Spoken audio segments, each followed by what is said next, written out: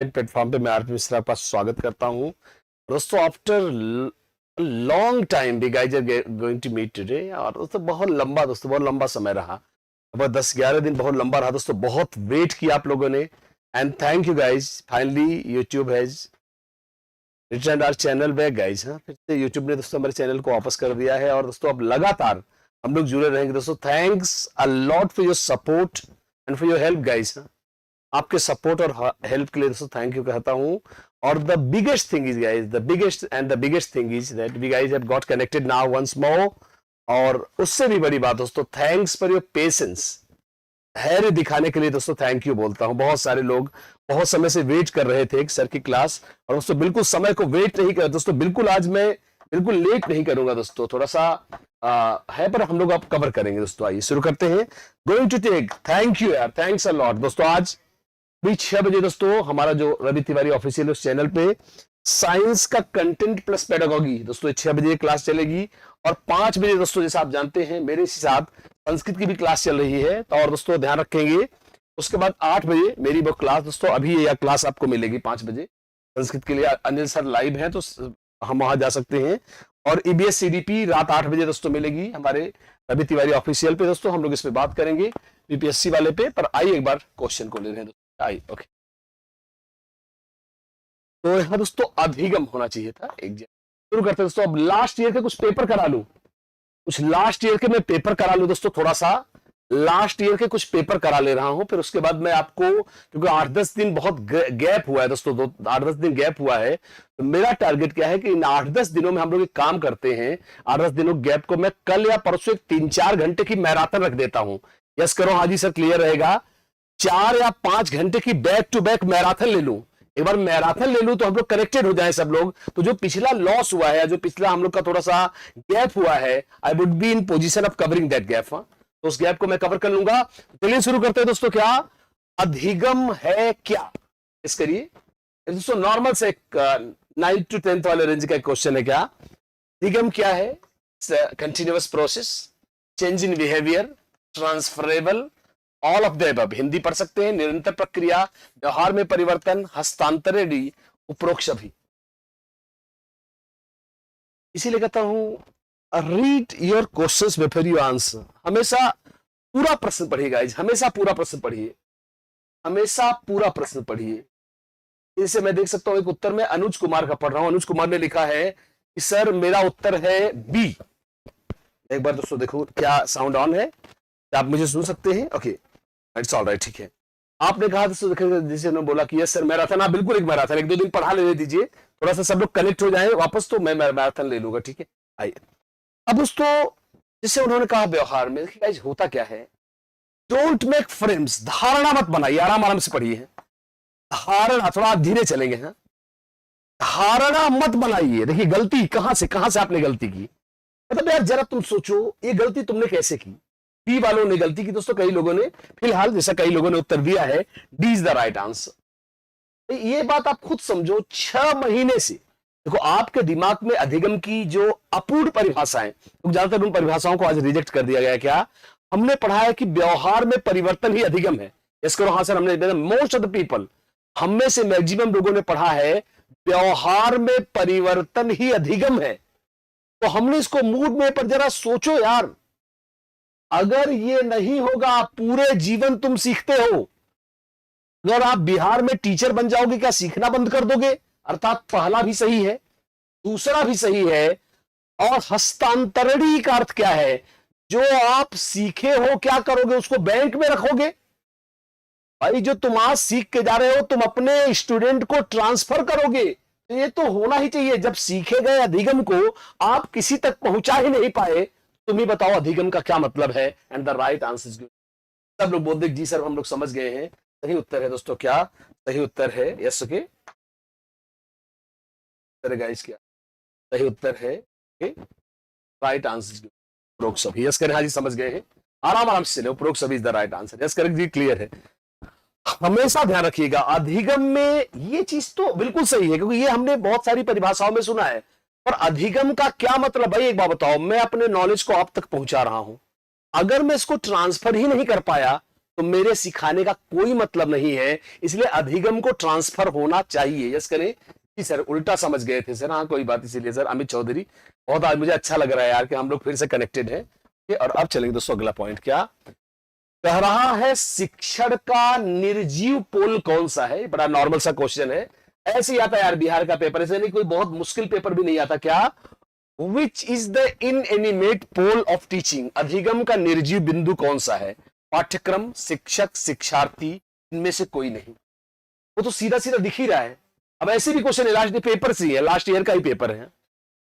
मतलब what I am trying to show you is कि इतना भी मुश्किल नहीं है, बस जोश बनाए रखिए, मेंटेन योर जोश and go ahead guys. Yes okay go. बिल्कुल दोस्तों समझ में आ रहा है, जैसा आपको पता ही है, शिक्षण के यह दिखाता है त्रिध्रुवी प्रक्रिया को। यस करिए जी, हमने सुना है, यह दिखाता है शिक्षण की। और याद करिए, अब आप यही सोचिए, मैंने आपको कितने चैप्टर पढ़ाए हैं। मैंने आपको याद करिए, जो पहला लेक्चर दिया था उसमें मैंने बताया था शिक्षण की द्विध्रुवी प्रक्रिया। त्रिध्रुवी प्रक्रिया बोलो, हाँ जी आपने पढ़ाया था। मैंने आपको जॉन एडम्स को भी पढ़ाया था, और मैंने आपको बोला था क्या, कि इसको दिया है किसने, जॉन डेवी महोदय ने। और जॉन डेवी ने कहा है पहला कौन है, शिक्षक।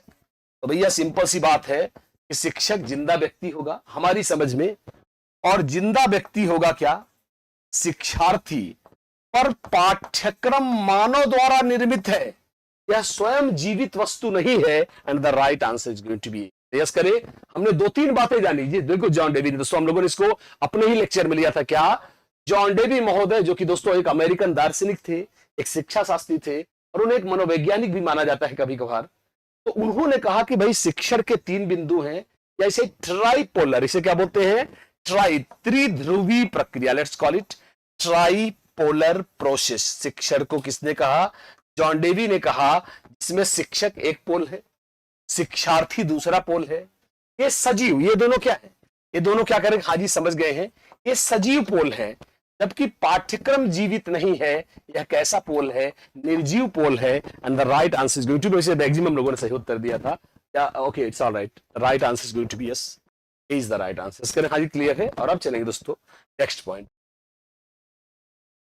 कह रहा है उपलब्धि आधारित, कह रहा है जो उपलब्धि आधारित उद्देश्य होते हैं, मतलब जैसे आपने क्या अचीव किया है, उपलब्धि मतलब कि जो आपने अचीव किया है। क्या कह रहा है, उपलब्धि आधारित उद्देश्य कैसे होते हैं, मापन योग्य होते हैं, साध्य योग्य होते हैं। अच्छा जी, असाध्य मतलब अचीवेबल होंगे, हाँ साध्य का मतलब अचीवेबल हो गया थोड़ा सा, लक्ष्योन्मुखी होते हैं, उपरोक्त सभी हैं। आई अभी कॉमन सेंस से बात आप खुद समझ सकते हैं। Yes all is well, normal relax होके आराम से, थोड़ा थोड़ा पर आराम से थोड़ा मूड मेकिंग करेंगे थोड़ा सा। बिल्कुल सही भाई, मेरी बात समझो, आपने क्या अचीव किया, तो भाई अगर आप मापोगे नहीं तो आपको पता है कि आपने कितना निर्धारित। भाई सिंपल सी बात क्या है, कोई भी टारगेट अगर आपने रखा है तो आप टारगेट कितना अचीव कर पाए, तो भाई एक बात तो पक्का, इट शुड बी मेजरेबल। हाँ, इसको मापन योग्य होना चाहिए।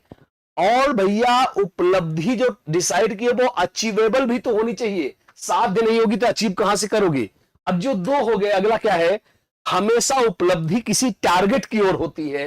And the right answer is right answer Denmark. Yes करें तमाम लोगों ने, तो yes all of the above is the right answer. Shrikant Gupta, बिल्कुल all of the above is the right answer. अगला चले, क्या कह रहा है, उद्देश्य का महत्व काहे में है। अगर कह रहा क्या, उद्देश्य का महत्व है किसमें, लक्ष्य परिभाषित करने में, क्रिया की पहचान करने में, ओके, निर्णय मार्गदर्शित करने में, उपरोक्त सभी। यह है बिहार का रियल पेपर। हाँ ओके, मतलब जानते एक बार मुझे लगा, देखिए मैं बहुत, देखिए मेरा क्या होता है, मैं थोड़ा सा दो लेवल ऊपर पढ़ाता हूं। पेपर देखा, पेपर का लेवल बहुत स्लो है। अभी आप खुद लास्ट में मुझे अपनी रिपोर्ट देना कि हाउ मच एक्चुअली इसको, तो मुझे बताइएगा। भाई सिंपल सी बात क्या है, उद्देश्य, एक बताओ उद्देश्य आप क्यों रखते हो। भाई अगर आप कोई भी ऑब्जेक्टिव रखते हो तो भाई उद्देश्य क्यों रखते हो, ताकि आप अपने लक्ष्य को डिसाइड कर सको। भाई एक बार बताओ, मेरा उद्देश्य है भाई साल के अंत में मैं इस काम को कर लूं, ठीक है, मैं एक बाइक खरीद लूं, तो क्या है, तुमने लक्ष्य को परिभाषित कर दिया। अब इसको करने के लिए तुम्हें कुछ करना पड़ेगा, तो वो कौन सी क्रिया है जो लक्ष्य तक ले जाएगी? सिंपल सी बात है, पहचानना पड़ेगा। और इसके लिए तुम्हें कुछ निर्णय लेंगे तभी तो उस लक्ष्य तक पहुंचोगे। And the right answer is going to be D for Denmark. पर मैक्सिमम लोगों ने बोला कि sir all of the above is the right answer. आगे चलेंगे। Okay, next. अब आपको याद करिए, मैंने पढ़ाया था ब्लूम की टैक्सोनॉमी। एक मैंने बड़ा तगड़ा लेक्चर दिया था ब्लूम की टैक्सोनॉमी पे, और वहां मैंने आपको रिवाइज टैक्सोनॉमी और ब्लूम की टैक्सोनॉमी दोनों पढ़ाई थी। चलिए एक बार शुरू करते हैं। क्या कह रहा है? नवीन ज्ञान का सृजन, ध्यान से देखिएगा, हाँ, नवीन ज्ञान का निर्माण किसमें आएगा? संज्ञानात्मक क्षेत्र में, भावात्मक क्षेत्र में, या मनोगत्यात्मक क्षेत्र में, या अंतः वैयक्तिक क्षेत्र में? ये मुझे बता दो, मैं जान लूं। अब पहला प्रश्न आया है जो थोड़ा सा तुम्हारा दिमाग चकराएगा। हाँ, ओके, हो जाए। वेटिंग वैसे तो कई लोग जानते भी हैं, तो यहां पे एकदम रिलैक्स होकर आप उत्तर दे, कोई दिक्कत नहीं है, आराम आराम से चले, हमारे पास समय ही समय है। तो सब पहला दिन के अनुसार धीरे से जाएंगे, पर कई लोगों ने दोस्तों सही उत्तर दिया है। आशुतोष पांडे, अमित ने मैसेज को हटा दिया अपने। आशुतोष पांडे, मेरे ख्याल से अब तमाम लोग समझ गए हैं। जी हाँ, कंटेंट की क्लास कब से रहेगी? कंटेंट की क्लास फिर से, एसएसटी कंटेंट की क्लास कल या परसों से होगी। एसएसटी कंटेंट में आपको बहुत धुआंधार क्लास देंगे, बस एक दिन और लेट दीजिए। दोस्तों बहुत सारे लोगों ने 1956 में अमित चौधरी, अभी आपने अपना उत्तर, हमें लगा अमित ने समझ गया। क्या क्या है? मैंने आपको क्या बोला था? हमारे 6 चरण कौन कौन से हैं? सब लोग बताएं, संज्ञानात्मक पक्ष के 6 चरण कौन कौन से हैं? अभी आप खुद उत्तर बताओगे। Reach to your answer yourself. मैं तो दोस्तों टिक कर देना तो बहुत आसान काम है, टिक तो रट्टा मार के भी कर सकते हैं। मैंने आपको क्या बोला था? 5वां चरण क्या है? संश्लेषण। जो हमने सीखा है उससे कुछ नया बनाना। और रिवाइज्ड टैक्सोनॉमी जो क्रॉथवेल और एंडरसन ने तैयार की है, उसका 6वां चरण है क्रिएटिंग, रचना करना। और रचना करना भी क्या है? कुछ नया बनाना। मतलब चाहे जैसे काउंट करोगे, उत्तर हमेशा क्या आएगा? संज्ञानात्मक क्षेत्र। एस करे जी समझ गए हैं? मैं एक बार लिख देता हूं, थोड़ा सा फिर भी मैं नीचे हल्का सा लिख के बता दे रहा हूं। एक मिनट, मैं एक बार बता देता हूं, एक्सप्लेन कर देता हूं, तो वापस आते हैं क्वेश्चन पे। क्या पहला चरण क्या है? ज्ञान, बोध, अनुप्रयोग। मैं एक उदाहरण से समझा रहा हूं। अनुप्रयोग, यस, ओके, विश्लेषण, संश्लेषण, यस करें हाँ जी, मूल्यांकन। मूल्यांकन सबने पढ़ा हुआ होगा, सब लोग जानते हैं दोस्तों ये।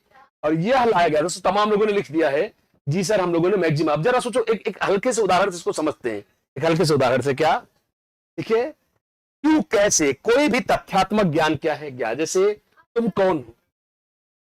तुम कौन हो, तुम तभी तो उत्तर दोगे जब तुमको मालूम होगा कि मैं फलाना हूं। ये ज्ञान है। 3 खासियत लिखिए, 2 विशेषताएं लिखिए, आएगा तभी तो लिखोगे, यह समझ है। इससे एक रेखा खींच के दिखाइए, अनुप्रयोग है। इसकी विभिन्न पार्ट्स पे चिंतन करना क्या है? विश्लेषण है।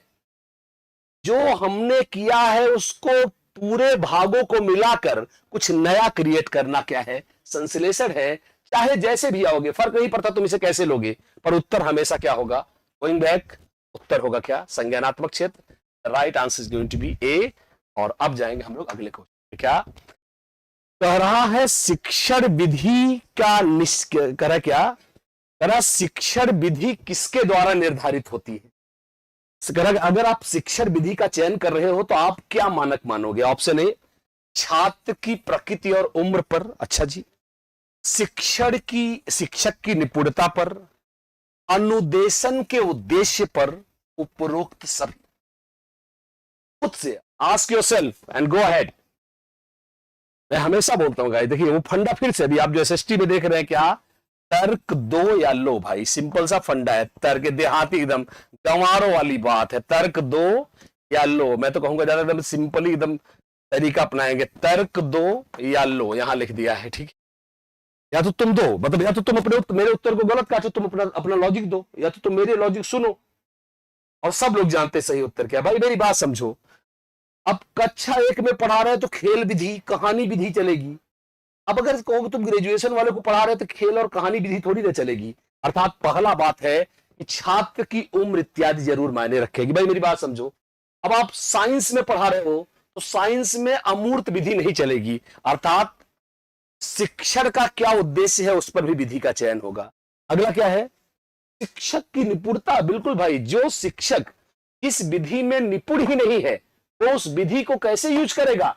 अब सही उत्तर क्या है, द राइट आंसर है, तीनों के तीनों कट गए and D is the right answer. सब यस कर दे, हाँ सर हम लोग समझ गए पूरी तरह से, सब लोग बोलिए यस ऑल इज वेल। भाई खुद समझो ना, अब जरा सोचो ना भाई, आप अगर किसी वैज्ञानिक तथ्य को पढ़ाना चाहते हो शायद आप प्रयोगशाला विधि ले सकते हो, मूर्त शिक्षण की विधि ले सकते हो, डेमो मेथड ले सकते हो, पर आप भैया अगर ईमानदारी समझा रहे हो तो ईमानदारी में आप थोड़ी ना मूर्त मेथड ले पाओगे, प्रयोगशाला विधि ले पाओगे। ये सही उत्तर क्या है, यस करें। हाँ सर क्लियर है, सब लोग बोल चुके हैं।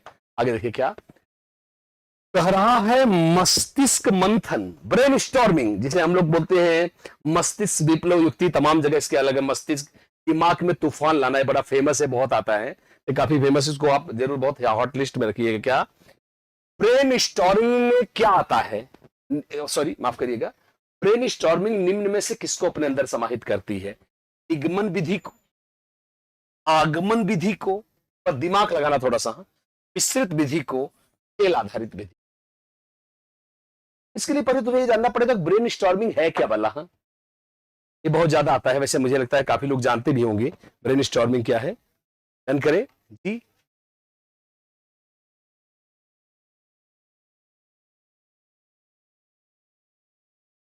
नहीं एक्चुअली क्या है, वीडियोस धीरे धीरे यूट्यूब अपलोड कर रहा है, हो सकता है कुछ वीडियोस थोड़ा आपको देर से दिखे हैं, थोड़ा वेट कर लीजिएगा, 1-2 दिन में दिखेंगी सर।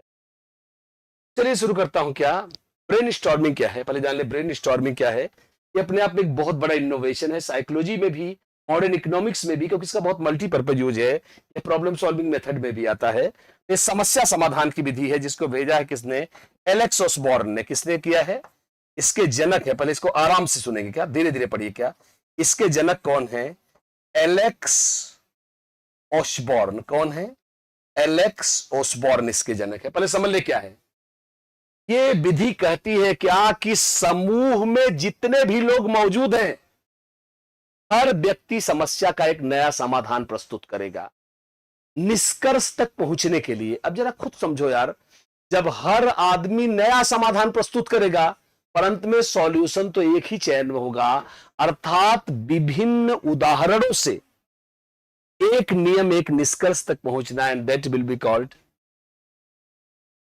आगमन विधि। कई लोगों ने सही उत्तर भी दे दिया था, कई लोगों ने सही उत्तर भी दिया था, बी द राइट आंसर। समझो भाई मेरी बात समझो, हम इस प्रोडक्ट को मार्केट में कैसे बेच सकते हैं, ये टॉपिक है आज का। 50 इंप्लॉइज को बोला गया है कि नए नए तरीके बताओ किस तरह से इस प्रोडक्ट को मार्केट में उतार सकते हैं, तो सब लोग नए नए तरीके उतारेंगे। उदाहरण भाई ऐसे उतारो, डायरेक्ट सेलिंग करे, नहीं जी पार्टनर के थ्रू बेचा जाए, तो ये विभिन्न तरीके हैं, पर अंत में एक ही तरीके का चयन होगा, 4 तरीके का चयन थोड़ी होगा। तो यह उदाहरण से नियम की ओर गया, और यह कहलाता है कौन सी विधि, आगमन विधि। मेरे ख्याल से आप लोग समझ गए राइट आंसर। अब चलेंगे, कह रहा है शैक्षिक भ्रमण विकसित करता है। कह रहा है शैक्षिक भ्रमण, जैसे बच्चों को हम लोग गए भाई, ठीक है कोई नदी दिखाने ले गए, अब भाई इतिहास के बच्चों को डायरेक्ट आगरा का ताजमहल दिखा दिया, तो यह एक प्रकार से भाई बस से देखा, आजकल स्कूल से बच्चे टूर पे जाते रहते हैं, तो वो क्वेश्चन एक बार देखिए क्या कह रहा है, शैक्षिक भ्रमण विधि विकसित करता है क्या, सहयोगी प्रवृत्ति, सृजनात्मक विधि, प्रत्यक्ष ज्ञान, उपरोक्त अभिप्राय।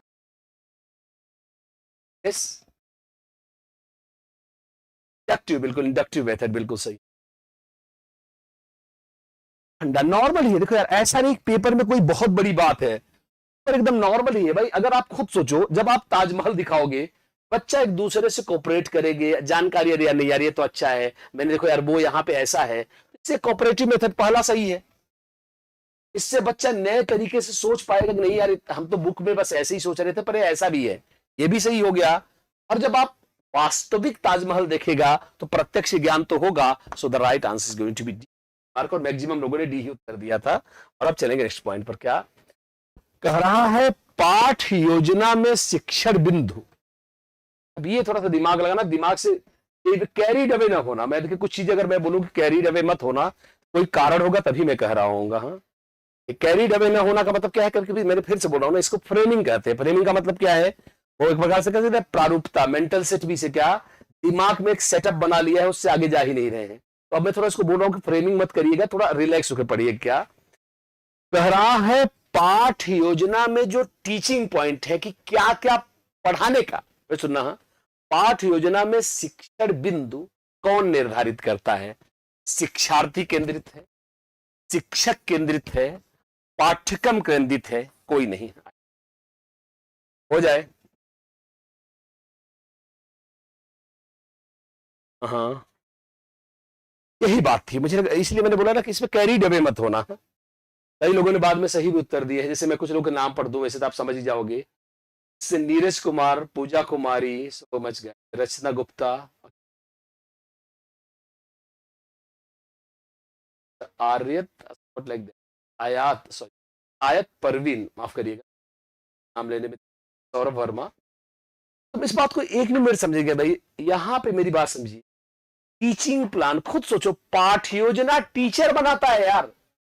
पाठ योजना में बच्चे की रुचि को ध्यान रखा जाएगा, पर पाठ योजना टोटली टीचर का विषय है। थोड़ा आपको बाल केंद्रित शिक्षा दिमाग में हावी हो गई थी, इसलिए मैंने बोला थोड़ा सोच के उत्तर दीजिएगा। भाई पाठ योजना हमेशा, ये बताओ लेसन प्लान कौन बनाता है? लेसन प्लान हमेशा टीचर सेंटर्ड होता है। भाई हम ही लोग लेसन प्लान बनाते हैं, भाई हमको कल क्या पढ़ाना है, हमको ध्यान रखना होता है स्टूडेंट के अनुसार उदाहरण दे, और हमको अपने उदाहरण की प्रायोरिटी खुद, भाई हमने कब कौन सा पॉइंट लेना है, कहां बिगिनिंग करनी है, कहां मिडिल रखना है, कहां कौन सा उदाहरण रखना है, ये टीचर बनाएगा, ये स्टूडेंट नहीं बनाएगा। And the right answer is going to be B. क्या आप सेटिस्फाइड है? यस करो जी, हाँ हम लोग क्लियर है। ओके, एक्चुअली कहते हैं देखो कई बार इसीलिए बोलता हूँ ना, थोड़ा सा चीजें होती है तो हल्का सा हमें मूव कर सकती हैं, बस इतना ही ध्यान रखना है, कुछ खास भी नहीं, बाकी पेपर कुछ भी नहीं। देखिए कर क्या कह रहा है, ब्लूम का वर्गीकरण, कह रहा है ब्लूम का वर्गीकरण हमारी किसमें मदद करता है? भाई जो ब्लूम की टैक्सोनॉमी आपको पढ़ा चुका हूं, तो कह रहा क्या कि ब्लूम की टैक्सोनॉमी हमें किसमें मदद करती है? अधिगम उद्देश्य के वर्गीकरण में, संज्ञानात्मक स्तर के अधिगम आंकने हेतु, भावात्मक अधिगम आंकने हेतु, उपरोक्त सभी हैं। आइए खुद से आस्क योरसेल्फ वंस मोर। चलेंगे? हाँ जी क्लियर है। ओके आइए,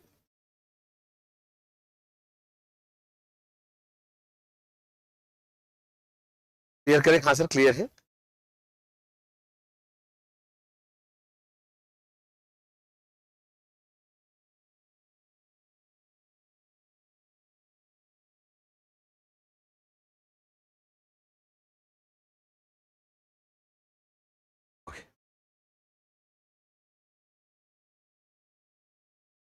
अब अगर हम इतना, अब देखो जरा, अब सोचो ब्लूम ने अपनी टैक्सोनॉमी में कौन से को पक्ष दिए हैं? संज्ञानात्मक पक्ष है, वो संज्ञानात्मक हो गया।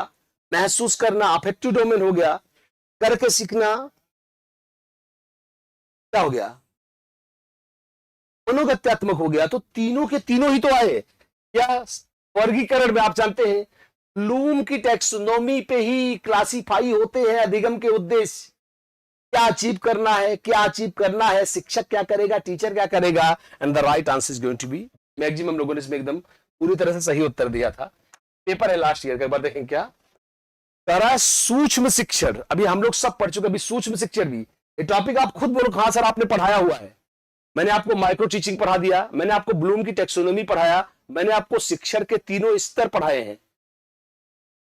ये सब टॉपिक है जो मैं आपको पढ़ा चुका हूं। तो मैंने देखे क्या सूक्ष्म शिक्षण की कुल अवधि, और आपको माइक्रो टीचिंग वाला चैप्टर मैंने बहुत डीप पढ़ाया था। क्या करा, सूक्ष्म शिक्षण की कुल अवधि कितनी होती है? 30 minute, 25 minute, 36 minute, 40 minute. Okay आइए, और सब इसको मैक्सिमम लोग सभी लोग जानते हैं।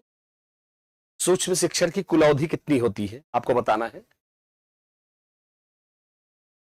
और सब लोग जानते हैं दोस्तों। यस, इंडियन मॉडल जैसा बता ही चुका हूं बहुत अच्छे से। इसमें दो मॉडल हैं, एक बार देख लीजिए। इसमें दो मॉडल हैं। एक मॉडल पूरी तरह से क्या है, थोड़ा सा मैं इसका फॉन्ट चेंज कर लूं, ओहो माफ करेंगे, ठीक है ओके। तो मैं इसको ले सकता हूं, इसको यूं, सॉरी, ठीक है चलिए। इसमें दो मॉडल है, जैसे मैंने बताया था। एक मॉडल क्या है, ये स्टैनफोर्ड, इसके खान सर हमने सुना हुआ है, यह अमेरिकन मॉडल है जो स्टैनफोर्ड यूनिवर्सिटी से शुरू हुआ था, जिसमें आते हैं एलन इथेचिसन, बुश आते हैं। तो अमेरिकन मॉडल कुल कितने मिनट का है, ध्यान रखिएगा, आपको ध्यान रखना है। अमेरिकन मॉडल इन्वॉल्व करता है 45 मिनट्स। कितने मिनट का है? 45 मिनट। जनरली जो हमसे पूछा जाता है वो इंडियन मॉडल होता है, और ये जो दूसरा प्रतिमान है वो एनसीईआरटी का इंडियन मॉडल है, और यह मॉडल कितने मिनट का है? इस model involves 36 minutes. The right answer is good. सब लोगों ने सही बताया था, C for Chennai is the right answer. इसके लिए तमाम लोगों ने लिख भी दिया था, मनीष कुमार 6 + 12 + 6 बिल्कुल सही दोस्तों। यस ओके, जैसा बता ही चुका हूं, इसका एक बार देख लीजिए, आराम आराम से चलते। क्या इसकी संरचना क्या है एक बार देख लें सब लोग। हाँ सर, पहले आपने बताया था। तो पहले क्या है? पहले है शिक्षण, हाँ, और ये कितने मिनट का है? 6। फिर शिक्षण की फीडबैक है, थोड़ा ये चल नहीं रहा है। प्रतिपुष्टि, ये भी 6 मिनट की है। फिर पुनः योजना, प्री प्लानिंग, पुनः योजना, और यह कितना है? 12 मिनट की है। फिर उसी को दोहरा देते हैं, पुनः शिक्षण, फिर से 6 मिनट का, और फिर आ जाएगी पुनः प्रतिपुष्टि, माफ करेंगे, पुनः प्रतिपुष्टि, प्रतिपुष्टि फिर 6 मिनट की, और टोटल कितना हो गया? 36 मिनट का। ध्यान रखेंगे। और यह दोस्तों, यह पूरी तरह से इंडियन मॉडल है, यह इंडियन मॉडल है जो एनसीईआरटी ने यूज किया है। C is the right answer. आगे चलेंगे। कह रहा क्या? कह रहा है जो स्किनर ने अभिक्रमित अनुदेशन बनाया था, आपको भी थोड़ा पढ़ाऊंगा आगे इसको। प्रोग्राम्ड लर्निंग का उपयोग किसमें होता है? पहला, प्रस्तुतिकरण में, निदान में, उपचार में, उपयुक्त सभी में।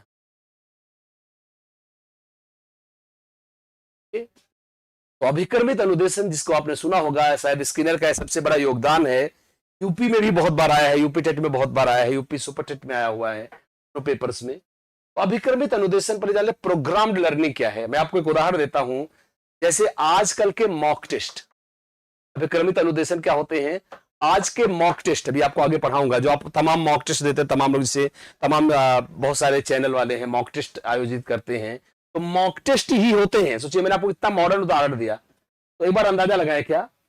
Yes, D is the right answer. आइए, डी बिल्कुल। प्रोग्राम करके टेस्ट लेना, आपकी कमियों को खगालना, निदान करना, और उपचार के लिए सलाह देना, यही एकदम सही उत्तर है। अगला क्या?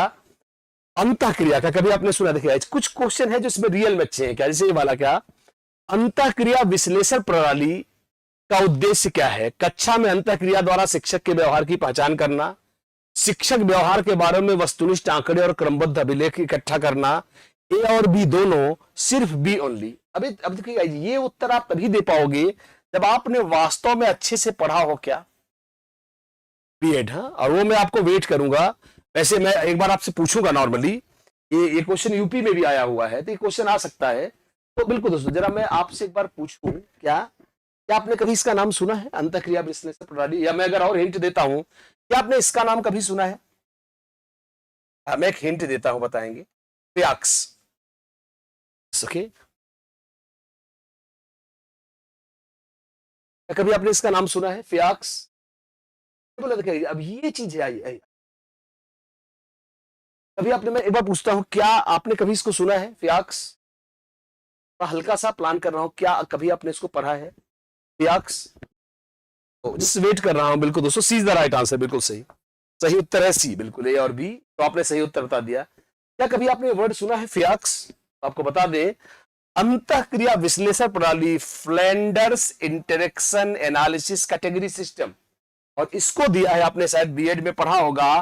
तो बीएड में आपने पढ़ा होगा शिक्षण के प्रतिमान, सभी लोगों ने पढ़ा क्या होगा? पढ़ाइए।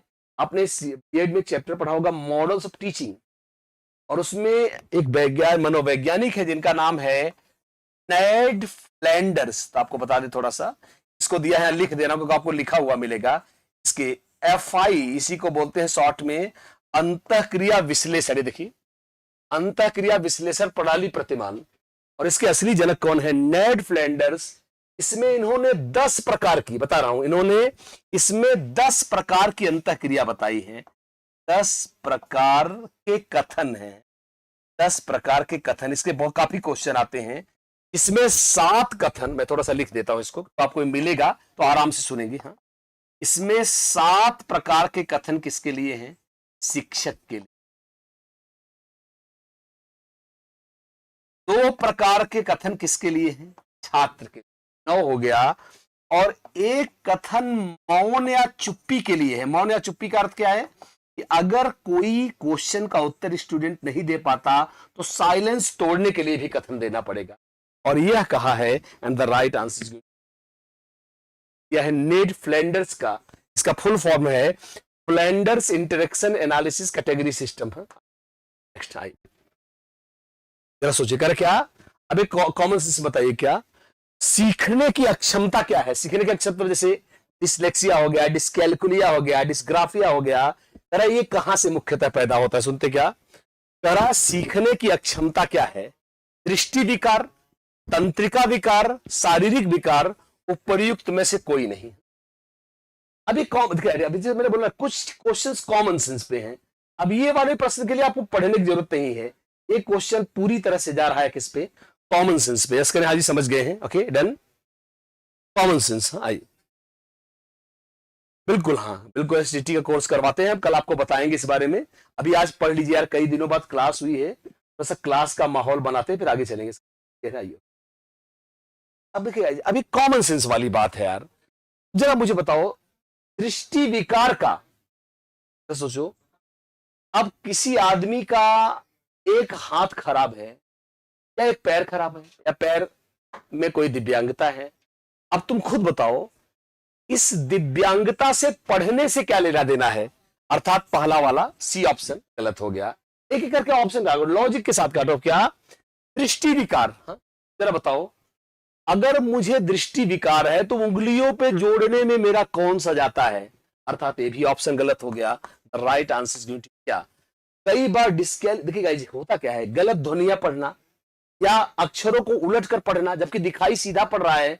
कभी कभी ये नर्वस सिस्टम, आपके पास एक ही ऑप्शन बचता है and that is a. Yes करें, हाँ जी सर समझ गए हैं?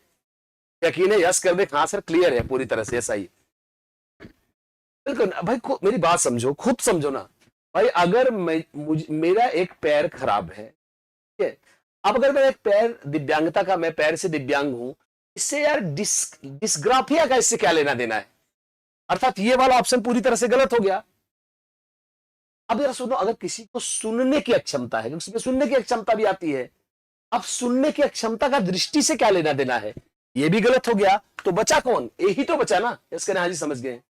लॉजिक है यार, हर प्रश्न का एक उत्तर का एक लॉजिक रहता है। क्या कह रहा है? कक्षा प्रबंधन, क्लास मैनेजमेंट है।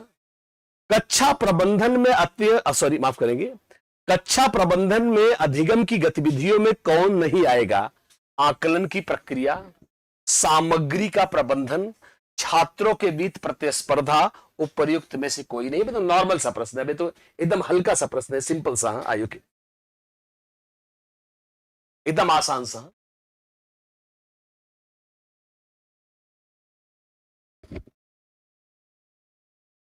क्लियर है सर? बिल्कुल आराम आराम से रिलैक्स होकर पढ़े रहेगा, थोड़ा कल ले लेंगे। ठीक, गति इसीलिए नहीं, काफी समय। बिल्कुल सब लोग जानते गाइस, क्या बाल केंद्रित शिक्षा के अनुसार सहयोग करके पढ़िए। कला काट प्रतियोगिता शिक्षा के लिए बाधक है। क्या भाई? न मैं पढ़ूंगा न तुमको पढ़ने दूंगा, तुम्हारी किताब फाड़ के फेंक दूंगा कूड़े में। तो ऐसे भी क्या होगा भाई? मतलब स्वस्थ प्रतियोगिता करिए, जानलेवा प्रतियोगिता पहले जान ले।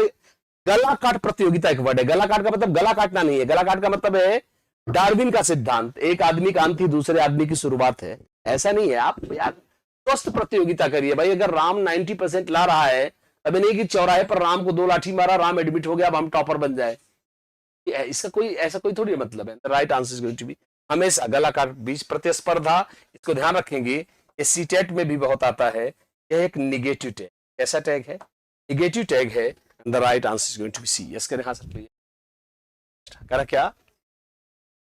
कह रहा है पुस्तकालय, अबे नॉर्मल सा है। क्या कह रहा है? आपको लाइब्रेरी पे एक आपका चैप्टर है, भी आपको पढ़ाऊंगा 1-2 दिन में, हो सकता है कल लाइब्रेरी का कल एक थियरी क्लास 1-2 दिन थोड़ा पढ़ा दूं, थोड़ा 2-3 दिन सोच रहा हूं थोड़ा पीआईक्यू, थोड़ा पीवाईक्यूज ले लूं, थोड़ा पीआईक्यू पढ़ा दूं, फिर आगे चले।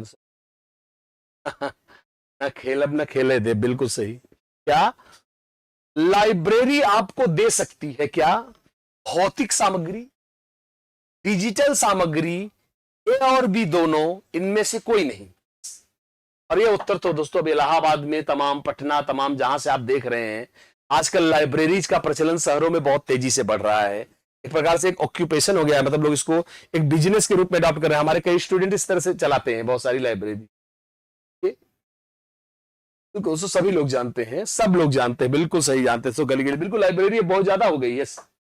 हाँ, जरा खुद समझो। जैसे भाई अब आपने देखा होगा भाई, भौतिक वाला तो लाइब्रेरी हमने बहुत देखा जहां आपको किताबें भौतिक रूप में मिलती हैं, किताब आपको कर सकते हैं। पर आजकल देखिए डिजिटल लाइब्रेरी, जिसमें बहुत सारी बुक्स का कलेक्शन होता है, बहुत अच्छे अच्छे टीचर्स के नोट्स का कलेक्शन होता है। लोग अपना जाते हैं 2 घंटे 4 घंटे पढ़ते हैं और फिर चले जाते हैं। तो यह आप समझ गए, ये भी हो सकता है और ये भी हो सकता है। The right answer C. अगला है क्या, कह रहा है निम्नलिखित में से, सोचिए अब एक क्वेश्चन एकदम नॉर्मल ही है, क्या निम्न में से कौन सा तत्व पुस्तकालय के लिए अत्यंत आवश्यक है? ऑप्शन ए अधिगम, बी टहलना, खेलना, इनमें से कोई नहीं। क्या निम्न में से कौन सा घटक पुस्तकालय के लिए अत्यंत आवश्यक है? अधिगम है, टहलना है, खेल है, या इनमें से कोई नहीं? Done, okay.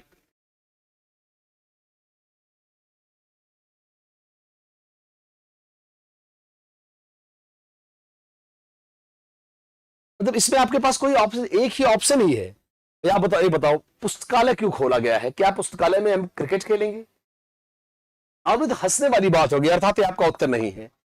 पुस्तकालय कोई क्या वॉकिंग शो के लिए? एक भाई पुस्तकालय में ही अब आपके पास गार्डन नहीं बचा है, सुबह सुबह परेड ग्राउंड टहलने जाओ, हाँ किसी मैदान में जाओ, घास के मैदान में जाओ, खेतों में टहलने जाओ, सड़क पे टहलने जाओ। अब क्या पुस्तकालय में टहलने जाएंगे? इज द राइट भाई, पुस्तकालय का मुख्य काम है कि लोग यहां सीखे। It's very simple. हाँ आई ओके। नेक्स्ट कर क्या, एक शिक्षक को पूछना चाहिए कैसे प्रश्न? अरे एक शिक्षक को कैसे प्रश्न पूछने चाहिए? ऑप्शन ए अर्थपूर्ण प्रश्न, निश्चित समय में प्रश्नों की मैक्सिमम संख्या पूछनी चाहिए, जितना संभव हो उतना प्रश्न, उपर्युक्त में से कोई नहीं।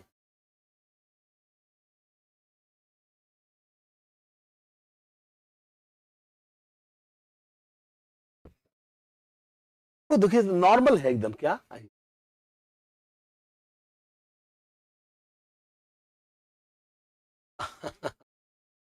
हाँ कह सकते हैं।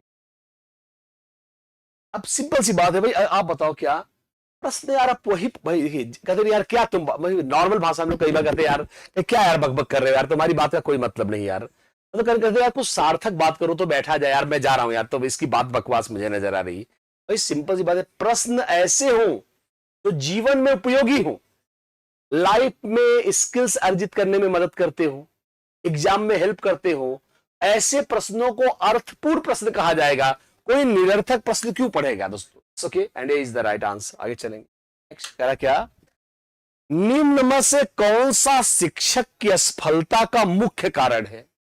अरे अगर एक टीचर फ्लॉप होता है, जरा सोचिए कर क्या, ये थोड़ा सा क्वेश्चन फिर से बोल रहा हूं मैं, थोड़ा सा आराम से उत्तर दीजिएगा। ये प्रश्न थोड़ा सा ट्रिकी हो सकता है। क्या निम्नलिखित में से कौन सा शिक्षक की असफलता का मुख्य कारण है? ऑप्शन ए पारस्परिक संबंध, मौखिक क्षमता, या विषय पर ज्ञान के पकड़ का अभाव, उपर्युक्त में से कोई नहीं। आई तो देखिएगा, पूरा मत मानिएगा, पर ये रियल में एक तगड़ा प्रश्न था जो हजारों शक जाहिर करता है और लोगों को सोचने पे मजबूर करता है। वास्तव में आज के युग में शिक्षक की असफलता का, तो जब वही बात है तो बुरा मत मानिएगा यार। जैसे बीपीएससी टीआरई 3 का पेपर कैंसिल हुआ, क्यों कैंसिल हुआ आप जानते हैं, तमाम सारी बातें हैं। अब वही होगा ना यार, पेपर खरीद करके पास हुए हैं तो हमसे क्या उम्मीद रखते हो? गणित आती नहीं, गणित के टीचर बन गए हैं। कभी ये मत सोचना सिर्फ साइकोलॉजी, बताओ गणित वाला क्या साइकोलॉजी पढ़ाएगा यार? मैथ्स के टीचर गए हो, मैथ्स बन के पढ़ाओगे? हाँ भाई चलो विधियां अच्छी यूज कर सकते हो, तो गणित जब आएगी तभी तो विधि यूज करोगे। सिंपल सी बात है, शिक्षक को अपने ज्ञान, अपने सब्जेक्ट का बहुत निपुण ज्ञान होना चाहिए। And the right answer is going to be C. तमाम लोगों ने बोला है C is the right answer. बिल्कुल यार, ये तो होना ही चाहिए। आप कंप्यूटर पढ़ाने गए हो, आप अच्छा गाना गाते हो भोजपुरी, घटिया और अश्लील, मजाक कर रहा था, but what it has to do with your mathematics या कंप्यूटर? आपको कंप्यूटर का टीचर हो तो आपको कंप्यूटर आना चाहिए ना यार, क्लास में हम भोजपुरी गाने थोड़ी ना सुनाएंगे। The right answer is going to be इसका क्या, शिक्षक को अपने शिक्षण कला में महारत हासिल करना चाहिए किसी एक शिक्षण विधि में। और देखते जाइएगा, सभी शिक्षण विधियों में समान रूप से ए और बी दोनों, इनमें से कोई नहीं। नॉर्मल है यार, एकदम एकदम आसान सा प्रश्न है, एक सिंपल सा उन्होंने एक सिस्टम बताया और उसी के अनुसार हमको उत्तर देते रहना है। यस करिए जी, क्लियर है, डन, ओके।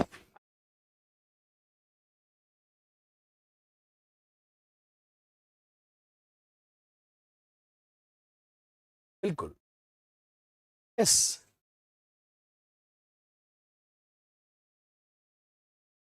मतलब आप चाहे जितना दिमाग लगाओ, आपका उत्तर बी होगा। ये सभी का मतलब नहीं भाई लाख शिक्षण विधियां, तो आप 1 लाख, भाई सभी का अर्थ है कि एक से अधिक विधियों में आप पारंगत रहो। भाई मान लीजिए आपको क्या है, कहीं कहानी कथन, जैसे साइंस की कक्षाओं में पिछली क्लासेस में कहानी विधि भी चलेगी, और जहां प्रयोग आएगा वहां पे कहानी विधि थोड़ी ना चलेगी, वहां आपको डेमो देना पड़ेगा, प्रयोगशाला विधि अपनानी पड़ेगी।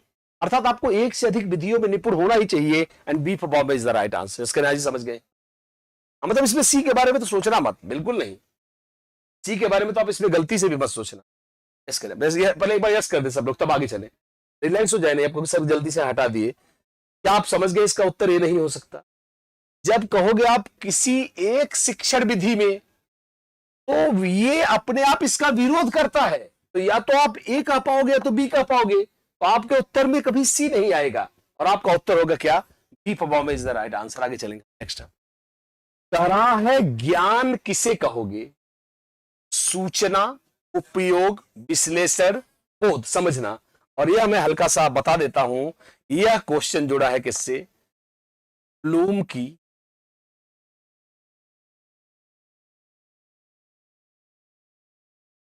टैक्सोनॉमी से। मैंने हिंट दे दिया है। ज्ञान क्या है?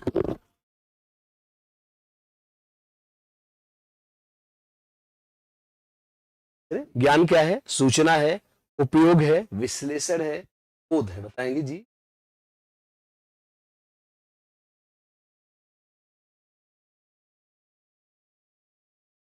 अब आप खुद सोचो कि यही बात है, यही चीज है जो आपको पकड़नी है। भैया पांचों 6 स्तर क्या है, एक बार अच्छे से एक बार सुन लो। हाँ, ज्ञान, यस कर दो। हाँ जी सर, धीरे धीरे पढ़ो, कोई दिक्कत नहीं। बोध, अनुप्रयोग, आराम से, प्रयोग, विश्लेषण, धीरे धीरे पढ़िए, कोई नहीं। विश्लेषण, संश्लेषण, पहले जान ले क्या है संश्लेषण, और मूल्यांकन। पहले जान लो क्या है, पहले इसको अच्छे से समझे। क्या, कहां पे आपसे मिस्टेक हुआ है? क्या WH, जहां जहां आपको तथ्य बताना है वो ज्ञान होगा। जैसे त्रिभुज क्या है, तो आप क्या बोलोगे? अरे बता, मालूम होगा तभी तो बताओगे। तो सूचना है, त्रिभुज एक ज्यामितीय आकृति है जिसकी 3 भुजाएं होती है, ज्ञान है। इससे तुम क्या समझते हो? ये बोध है। तो भाई ये बताओ, जैसे क्या है, ये क्या है? हैंकी है सर। ये क्या है सर? बॉटल है सर।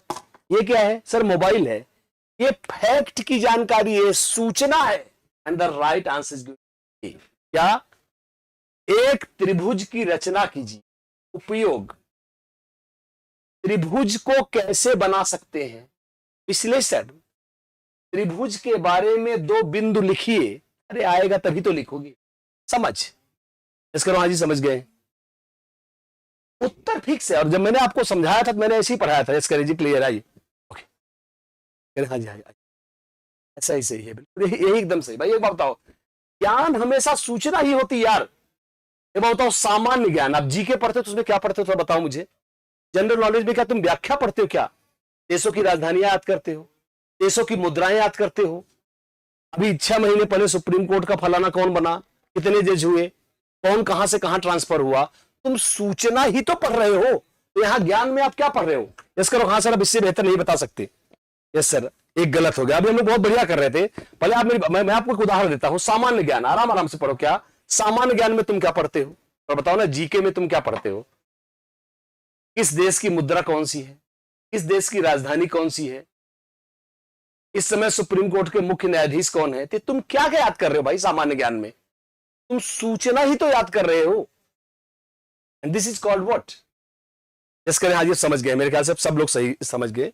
नॉर्मल बहुत आसान है यार, बहुत बहुत कोई नहीं, कोई बात नहीं। आर्यन पासवान माफ करेंगे, और सॉरी आयत परवीन ने कहा है कि सॉरी से, सॉरी वाली कोई बात नहीं है। तो नॉर्मल, मैं चाहता हूँ बस कॉमन सेंस। धीरे धीरे, अभी आज काफी दिन थोड़ा ब्रेक हुआ है, हम लोग रूप पकड़ लेंगे। क्या कह रहा है? निर्माणात्मक मूल्यांकन, या इसी को सुधारात्मक या रूपात्मक मूल्यांकन भी कहते हैं। Called formative assessment, formative evaluation कहोगे तो भी चलेगा।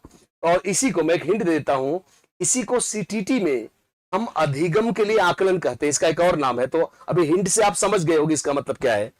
कह रहा है निर्माणात्मक मूल्यांकन किया जाता है कब? शिक्षण प्रक्रिया के बाद। ध्यान रखना, आपने सिर्फ 2 ही मुख्य मूल्यांकन होते, भी मैं आपको समझाऊंगा।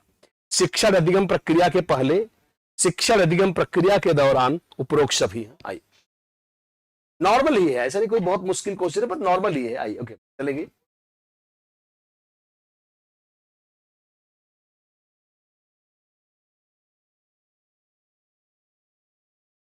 करें जी, मतलब तो क्या सीधा समझिए। क्या सबसे, देखिए ऐसा नहीं है। देखिए ये 2 मूल्यांकन है। आपने जो मतलब जो मुख्यतः मूल्यांकन, बाद में तो बहुत सारे डिवीजन आ गए, पर ध्यान रखेंगे सिर्फ 2 मूल्यांकन है। एक को हम कहते हैं निर्माणात्मक, और दूसरे को हम कहते हैं योगात्मक। सबने पढ़ा हुआ है, इसी को इंग्लिश में हम कहते हैं नोन एज फॉर्मेटिव।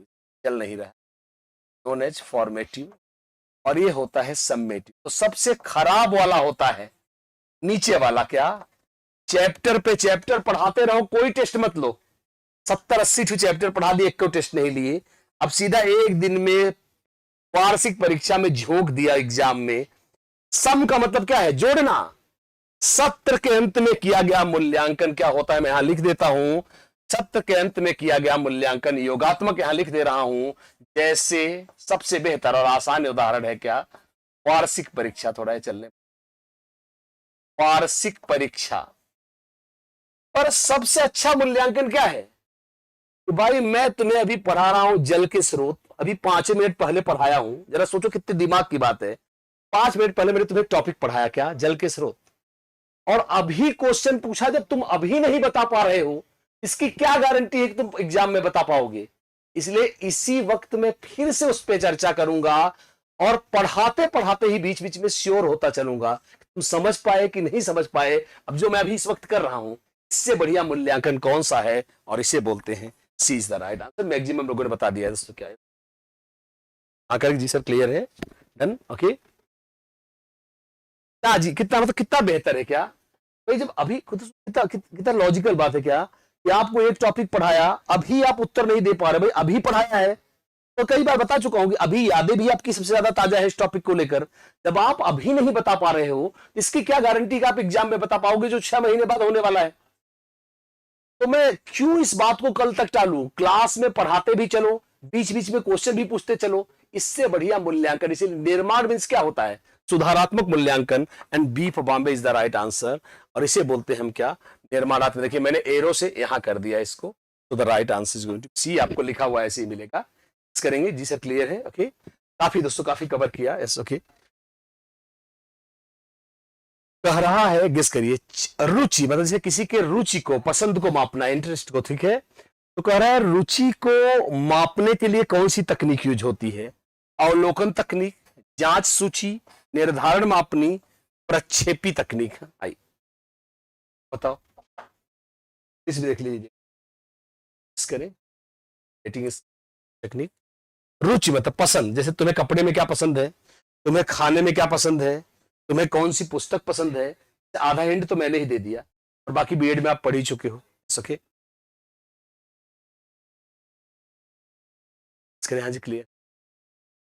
हाँ दोस्तों, बिल्कुल तमाम लोगों ने, जिन लोगों ने पढ़ा हुआ है उन लोगों ने उत्तर भी दे दिया। शुभम कुमार, बहुत सारे लोगों ने पढ़ा है बीएड में और बनाया भी है।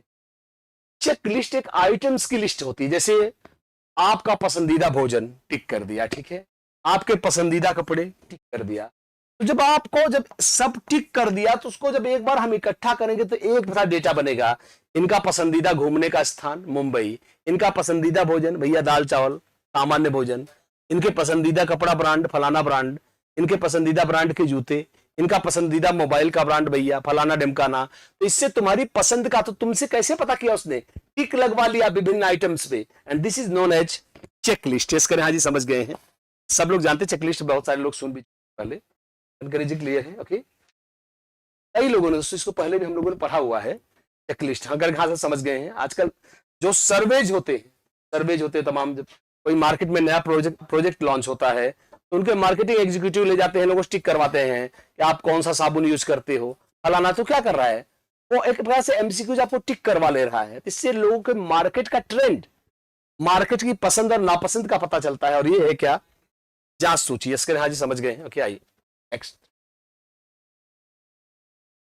कह रहा है निम्नलिखित में से कौन सा पाठ्यचर्या का प्रकार नहीं है। ऑप्शन ए विषय केंद्रित, समस्या केंद्रित, शिक्षार्थी केंद्रित, शिक्षक केंद्रित।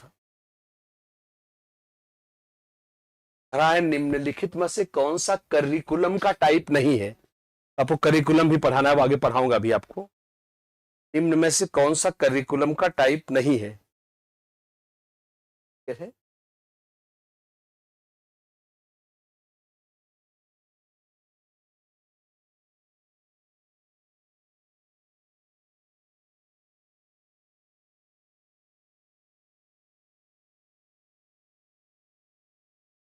बिल्कुल दोस्तों, अब आप सही बात पकड़ चुके हैं। क्या पाठ्यचर्या कभी भी शिक्षक केंद्रित नहीं। एनसीएफ 2005 इसका विरोध करता, क्यों नहीं होगी जरा सोचो। अब शिक्षक, अब देखो भाई बेरोजगारी, इसको समझो, लॉजिक है, एवरीथिंग है लॉजिक। जब समझ लेना तो यस करना। क्या अब भाई तुम पीएचडी किए हो, नेट हो, जेआरएफ क्वालिफाइड हो, अब जॉब कहीं मिल नहीं रही, प्राइमरी के टीचर बन गए हम बिहार में। तो भाई एक बात बताओ, शिक्षक तो भाई चाहेगा भाई हिस्ट्री से जेआरएफ है, कक्षा एक में जाओगे, जेआरएफ पढ़ाओगे, पीजी करवाओगे, तो आपको स्टूडेंट के अनुसार खुद को ढालना है। पाठ्यचर्या शिक्षक की पसंद पे कभी नहीं हो सकती। And the right answer is going to be D. मेरे ख्याल से सब लोग क्लियर समझ गए, जी सर समझ गए। मेरी बात समझो, शिक्षक भाई क्या है, आर्मी से रिटायर्ड है, बीएड कर लिया, तमाम आर्मी वाले, एक्स आर्मी वाले इस समय टीचर है प्राइमरी में। तब क्या करोगे प्राइमरी में भैया, जो वर्णमाला है उसको पढ़ाओगे, बॉर्डर पे लड़ना थोड़ी ना प्राइमरी में सिखाओगे, टॉपिक बच्चे के अनुसार ही पढ़ाओगे। And the right answer is going to be 300 लोग पहुंच पाए, आज संख्या काफी कम है, बहुत सारे लोगों को शायद अलर्ट नहीं मिल पाया था। चलिए एक बार देख लेते हैं, सब लोग एक बार देख लिया जाए। और मैं आपको दोस्तों फिर से एक बार बता दूं, हमारा सीटीटी बिहार का दोस्तों, बिहार वाला था, लग नहीं पाया है शायद, ठीक है। तो बिहार एसटीटी का दोस्तों हमारा टेलीग्राम ग्रुप है, आप उसको ज्वाइन कर सकते हैं। और अभी क्योंकि मान लीजिए आप वहां नहीं ज्वाइन कर पाए हैं, तभी ग्रुप मेरे पास नहीं है, पर देख लेता हूं मैं अपनी, शायद नहीं है, लगा नहीं है गलती से, सीटेट की क्लास चल रही थी बीच, तो अभी मैं इस पे ही डलवा देता हूं। आपको कुछ नहीं करना है, टेलीग्राम के लिए आपको इसको सीधा करना है क्या, अपने गूगल स्कैनर से आपको स्कैन कर लेना है, एक लिंक आएगा, उसे क्लिक करके आपको इस ग्रुप को क्या कर लेना है, ज्वाइन कर लेना है। तो जो मैं अभी पेपर सॉल्व करवा रहा था, थोड़ी देर में डाल दूंगा मैं उसका पीडीएफ उस पे, तो आप वहां से प्राप्त कर सकते हैं। बताएं दोस्तों, आइए, मैं देख रहा हूं 1-2 दिन में थोड़ा पढ़ा लूं, हल्का सा आप कनेक्ट हो जाओ। तो मैं सोच रहा हूं कि मैं थोड़ा सा एक लंबा सा सेशन ले लूं, किस मैराथन क्लास लेकर 3-4-5 तो चैप्टर इकट्ठे ही पढ़ा दूं। क्या होगा, थोड़ा सा हम लोग मैटर पा जाएंगे। और एग्जाम देखो यार, नॉर्मल सा पेपर है, अगर आप बताओ तो मॉडरेट, मैं तो कहूंगा बहुत इजी पेपर है। तो ऐसा कोई भी प्रश्न नहीं है जिसने आपके दिमाग को चकराया हो। अगर सीटीटी इत्यादि के लेवल को हम देखें तो उससे इसका लेवल बहुत नीचे है। तो मतलब आप इसको नॉर्मल, बिल्कुल 2 गलत, हाँ मैंने बोला 2 गलत हुआ, मैं जानता हूँ मैक्सिमम लोग, किसी का 2 गलत हुआ होगा, किसी का शायद 3 गलत हुआ हो, कोई बहुत पुअर अटेम्प्ट किया होगा 4, मतलब ये नॉर्मल पेपर था। ऐसे नहीं कह सकते हमको दिमाग उत्तर देने के लिए बहुत दिमाग लगाना था, ऐसा तो मुझे कुछ भी समझ में नहीं आ रहा था। चलिए गाइस, बिल्कुल प्रीवियस ईयर के पेपर करवा दीजिए, बीबीएस पीवाईक्यूज ही ले रहा हूँ, बिल्कुल प्रीवियस ईयर के पेपर ही ले रहा हूँ भाई, यही तो आपको बोला हूँ, ये सेशन में इस समय यही ले रहा हूँ भाई, पीवाईक्यूज ही, पीछे वाले को प्रश्न, पिछले वाले साल के ही क्वेश्चन ले रहा हूँ। चलिए गाइज, कल फिर इसी चैनल पर दोस्तों 5 बजे फिर मुलाकात होगी। कुछ और पीवाईक्यूज एक दो दिन थोड़ा सा पढ़ा के रिफ्रेश कर दूं, तब मैं एक मैराथन लूं, थोड़ा सब लोग कनेक्ट हो जाएं। चलिए गाइज, कल फिर मिलेंगे 5 बजे। तब तक के लिए मैं आरपी मिश्रा आपसे इजाजत मांगूंगा guys. Thank you, thanks a lot for watching.